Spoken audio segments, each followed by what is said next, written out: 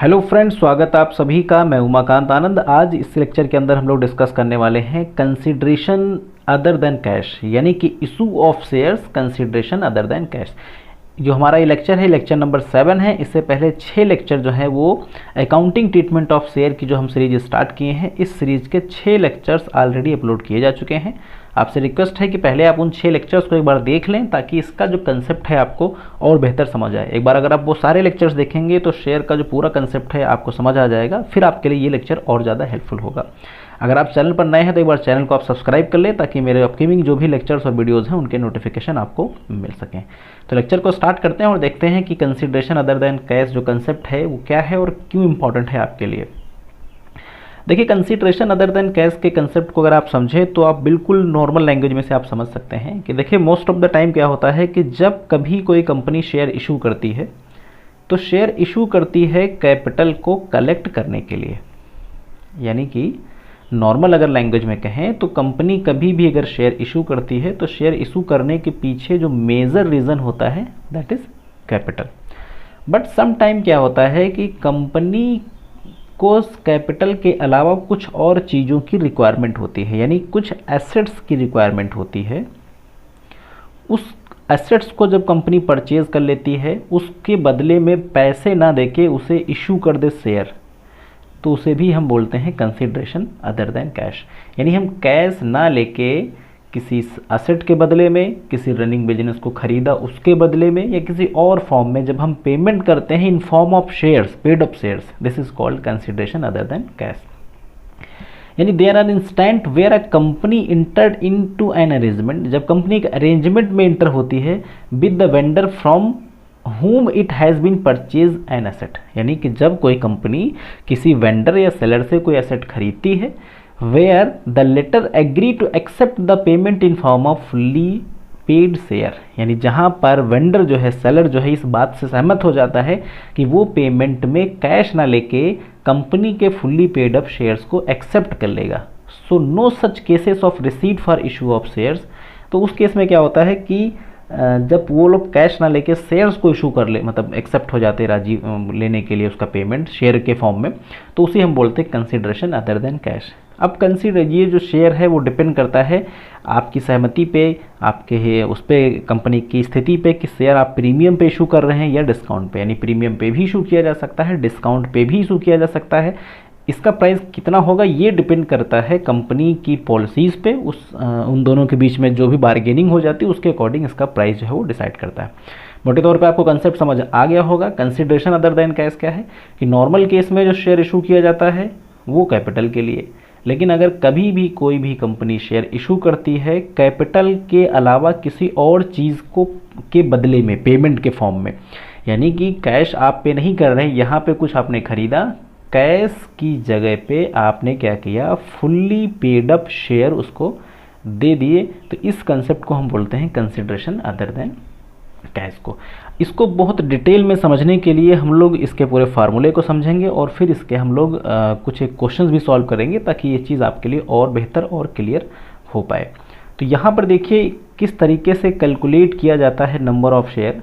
तो number of share calculate करने का फार्मूला आपके सामने स्क्रीन पे है, amount payable divide by issue price. जैसे एग्जाम्पल के लिए कोई कंपनी है जिससे आपने 2,50,000 रुपये की कोई एसेट खरीदी और आपके शेयर की वैल्यू है मान लो 100 रुपये, तो आप क्या करेंगे, 2500 शेयर उस सामने वाले वेंडर को आप इशू कर देंगे। आई थिंक बात समझ गए होंगे आप। यानी कि नॉर्मल क्या करना है, जो पेबल अमाउंट है उसे सिर्फ प्राइस से डिवाइड कर देना। यहाँ पे एग्जाम्पल के थ्रू इस बात को बताया भी जा रहा कि अगर कोई कंपनी है मान लो 5,40,000 की कोई एसेट खरीदी गई है और 100 रुपये का एक शेयर है, तो नॉर्मल 5400 शेयर उसके बन जाएंगे। अब सपोज दैट कि ये शेयर सहमति हुई कि भाई शेयर का जो प्राइस होगा वो 10% डिस्काउंट पे होगा, 10% डिस्काउंट पे। यानी यहाँ पे जो प्राइस की हम बात कर रहे हैं, ये वाला प्राइस, ये प्राइस जो होगा इसका मतलब है नेट प्रोसीड। नेट प्रोसीड का मतलब क्या होता है, नेट प्रोसीड का मतलब एक्चुअल कितना अमाउंट मिल रहा। तो 100 रुपये शेयर का वैल्यू थी, मान लो 10 रुपये डिस्काउंट लगाया गया, तो अगर 90 का शेयर हो उस तरीके से, उस केस में क्या होगा, तो उस केस में 5,40,000 को हम 90 से डिवाइड करेंगे तो नंबर ऑफ शेयर कितने हो जाएंगे, 6000। यानी आपको ये ध्यान रखना है, जो फार्मूला है net amount net payable divide by issue price. Issue price का यहाँ मतलब है कि जितने का आपका शेयर इशू किया गया हो वो चीज़। इसी तरीके से इसमें तीसरी पॉसिबिलिटी क्या बन सकती है, प्रीमियम।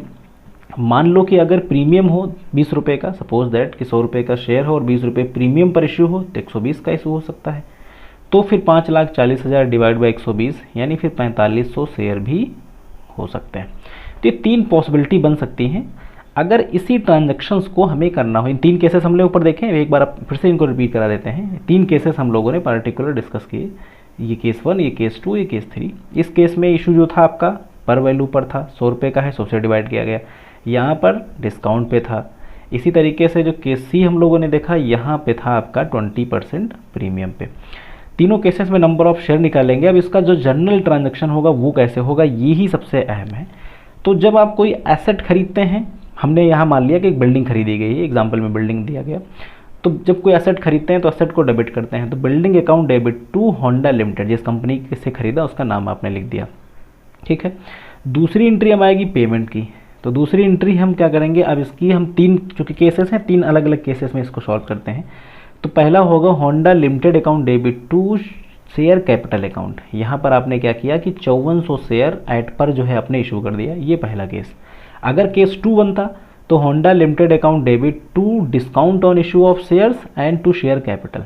यानी यहाँ पे शेयर कैपिटल जो होगी आपकी वो 6000 शेयर इशू करे तो 6000 इंटू 100 6 लाख रुपए की, ये 60,000 रुपये आपका डिस्काउंट का हो गया, चूँकि 6000 शेयर पे 10 रुपये के हिसाब से आपकी डिस्काउंट वैल्यू कितनी हो गई, 60,000 रुपये।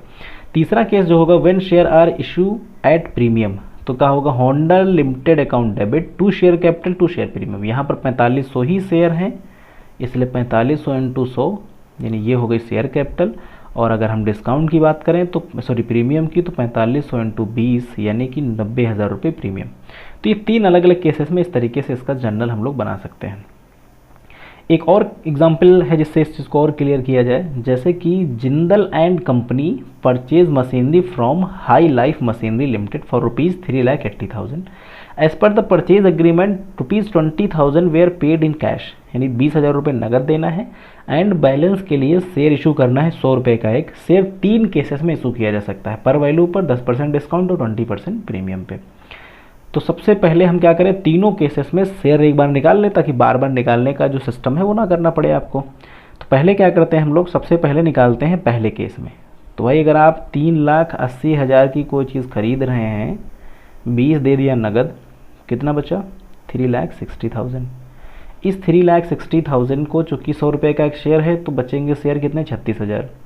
दूसरे केस में अगर डिस्काउंट आप 10 रुपये मान लें तो 100 माइनस 10 इक्वल टू 90, यानी कि 3,60,000 को 90 से डिवाइड करो तो नंबर ऑफ शेयर कितने हो गए आपके, कितने 4,000 शेयर। तीसरे केस में देखें तो 20 प्रीमियम है तो 100 इंटू 20 यानी 120 रुपये, तो 3,60,000 डिवाइड बाई 120 यानी कि 3,000 शेयर। तो तीनों केसेस में शेयर निकालना आ गया। पहले केस में 100 से डिवाइड करो, दूसरे में 90 से, तीसरे में 120 से।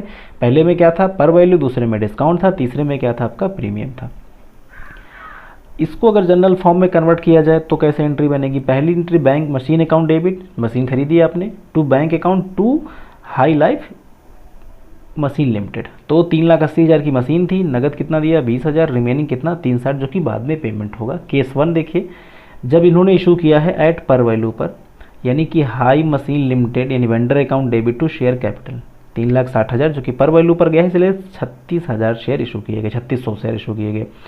दूसरे केस को अगर आप देखें तो दूसरे केस की जो सीन है वो कुछ इसी से मिलता जुलता है, यानी कि जो कंपनी है यानी कि लाइफ हाई लाइफ इंश्योरेंस जो कंपनी है आपकी, उसको आप क्या कर दीजिए डेबिट कर दीजिए, और डिस्काउंट ऑन इशू अकाउंट जो होगा आपका वो भी क्या हो जाएगा, वो भी डेबिट में चला जाएगा। टू शेयर कैपिटल अकाउंट होना चाहिए था, sorry to share capital account, ये क्रेडिट में हो जाएगा। यानी इस केस में देखा जाए तो नंबर ऑफ शेयर हैं 4,000, 100 रुपये का एक शेयर, तो शेयर कैपिटल में वैल्यू 4 लाख। डिस्काउंट चूँकि 4,000 शेयर 10 रुपये के हिसाब से डिस्काउंट जो कि हो गया कितना 40,000 रुपये, और यहाँ पे हो जाएगा 36,000। तीसरे केस में प्रीमियम है तो high machine limited account debit to share capital to security premium, यहाँ पर नंबर ऑफ शेयर थे 30,000, तो 30,000 इंटू 100 यानी ये 3 लाख, प्रीमियम होगा आपका 30,000 इंटू 20 यानी 60,000, और ये वैल्यू आपकी 3,60,000।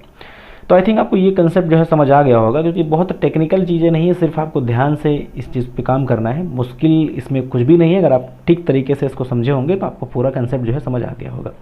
लेक्चर अगर आपको अच्छा लगा हो तो आप हमारे इस लेक्चर को लाइक कर सकते हैं, इसे आप शेयर कर सकते हैं। चैनल को अगर आपने अभी तक सब्सक्राइब ना किया हो तो प्लीज़ आप इसे सब्सक्राइब कर लें, ताकि मेरे जो अपकमिंग लेसन हैं उनके नोटिफिकेशन आपको मिल सकें। So thanks for watching this video, have a nice day.